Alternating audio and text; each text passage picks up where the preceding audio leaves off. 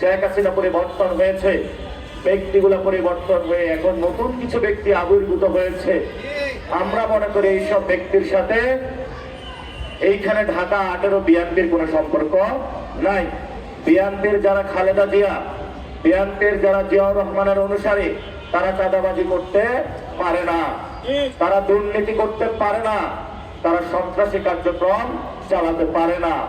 এরা হলো বিএনপির নাম ভান করে মানুষের মধ্যে আপনারা এলাকাবাসী রয়েছেন, আপনাদের উপরে নির্যাতন চালানোর জন্য আসে।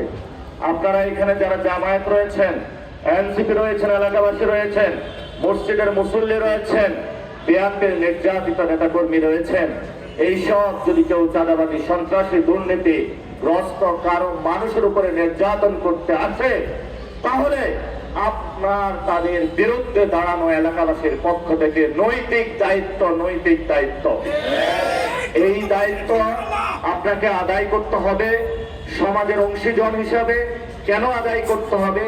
আপনার যিনি সন্তান সমাজে রয়েছে, আজকে আপনি আক্রান্ত, কালকে আপনার সন্তান আক্রান্ত হবে, আপনার সন্তানের হাতে মাদক ধরিয়ে দিবে, আপনার সন্তানের জীবন নষ্ট করে দিবে এদেরকে যদি এখন আপনি প্রতিহত না করেন, তাহলে আপনার সন্তান, জীবন, ফ্যামিলি, সমাজটাকে তারা নষ্ট করে দিবে।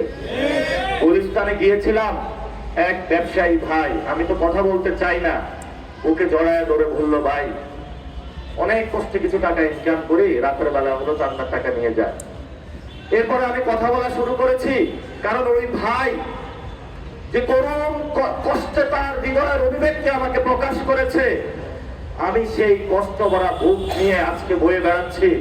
আমার জীবনের রিস্ক নিয়ে হলো বলে যাচ্ছি, এই ভাইয়ের কষ্ট অসংখ্য মানুষের কষ্টের একটি বয়স, সেই বয়সটা আমি আপনাদের কাছে রেখে যেতে চাই। আমরা যখন 5 তারিখে মাঠে ছিলাম, আমাদের অনেক সহযোদ্ধা চলে গিয়েছিল। শেখ হাসিনাকে আমরা বলেছিলাম, আমরা আজকে শাহবাগে আছি, তুমি দাবি মেনে নাও, কালকে আমরা বাংলা মোটরে যাচ্ছি, সে শুনে নাই। পরের দিন বলেছি আমরা ফার্ম গেটে যাচ্ছি, তারপরে শুনে নাই। পরের দিন আমরা বলেছি আমরা গণভবনে আসছি। তারপরের ইতিহাস আপনারা জানেন, লেজ গুটিয়ে এখান থেকে সেই তাদের পুরাতন যারা বাংলাদেশে দাদাগিরি করেছিল ওইখানে পালিয়েছে, ফাঁসির রায় নিয়ে তারা বাংলাদেশে ঘুরে বেড়াচ্ছে। আমরা অপেক্ষা করেছি কবে তারা আসবে, আমরা তাদের ফাঁসি বাস্তবায়ন করব বাংলাদেশে। শেখ হাসিনা গিয়েছে। যদি কেউ ওই সিস্টেমের মধ্য থেকেও মনে করে যে আমরা এভাবে সমাজটা চালাবো, এটা হবে না।